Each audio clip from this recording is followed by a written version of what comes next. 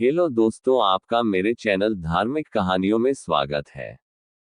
महर्षि वाल्मीकि द्वारा रचित हिंदू धर्म ग्रंथ रामायण में उल्लेख मिलता है कि रावण के बेटे का नाम मेघनाद था। उसका एक नाम इंद्रजीत भी था। दोनों नाम उसकी बहादुरी के लिए दिए गए थे। दरअसल मेघनाद इंद्र पर जीत हासिल करने के बाद इंद्रजीत कहलाया और मेघनाद का मेघनाद नाम मेघों की आड़ में युद्ध करने के कारण पड़ा। वह एक वीर राक्षस योद्धा था।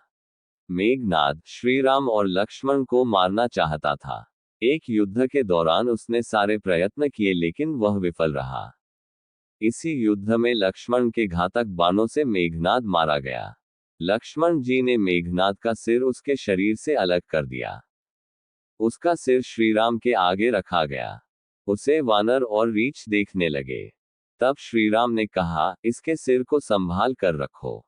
दरअसल श्रीराम मेघनाद की मृत्यु की सूचना मेघनाद की पत्नी सुलोचना को देना चाहते थे। उन्होंने मेघनाद की एक भुजा को बाण के द्वारा मेघनाद के महल में पहुंचा दिया। वह भुजा जब मेघनाद की पत्नी सुलोचना ने देखी तो उसे विश्वास नहीं हुआ कि उसके पति की मृत्यु हो चुकी है। उसने भुजा से कहा, अगर तुम वास्तव में मेघनाद की भुजा हो तो मेरी दुविधा को लिखकर दूर करो। सुलोचना का इतना कहते ही भुजा हरकत करने लगी। तब एक सेविका ने उस भुजा को खड़िया लाकर हाथ में रख दी। उस कटे हुए हाथ ने आंगन में लक्ष्मण जी के प्रशंसा के शब्द लिख दिए। अब सुलोचना को विश्वास हो गया कि युद्ध में उसका पति मारा गया है। सुलोचना इस समाचार को सुनकर रोने लगी। फिर वह रथ में बैठकर रावण से मिलने चल पड़ी। रावण को सुलोचना ने मेघनाद का कटा हुआ हाथ दिखाया और अपने पति का सिर मांगा। सुलोचना रावण से बोली कि अब मैं एक पल भी जीवित नहीं रहना चाहती, मैं पति के साथ ही सती होना चाहती हूँ।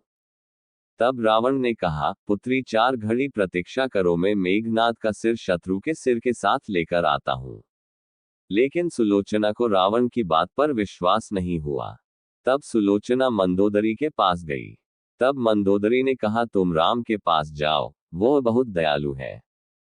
सुलोचना जब राम के पास पहुंची तो उसका परिचय विभीषण ने करवाया। सुलोचना ने राम से कहा, हे राम, मैं आपकी शरण में आई हूं।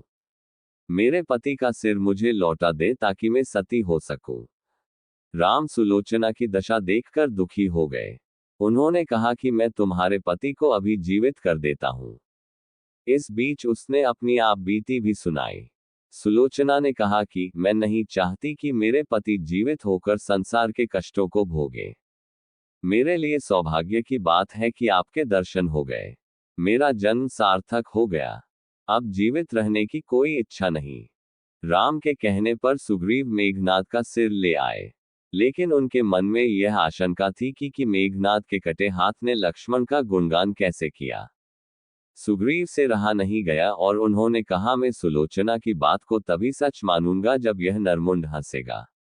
सुलोचना के सतीत्व की यह बहुत बड़ी परीक्षा थी। उसने कटे हुए सिर से कहा, हे स्वामी, जल्दी हंसिए, वरना आपके हाथ ने जो लिखा है उसे ये सब सत्य नहीं मानेंगे। इतना सुनते ही मेघनाद का कटा सिर जोर जोर से हंसने लगा।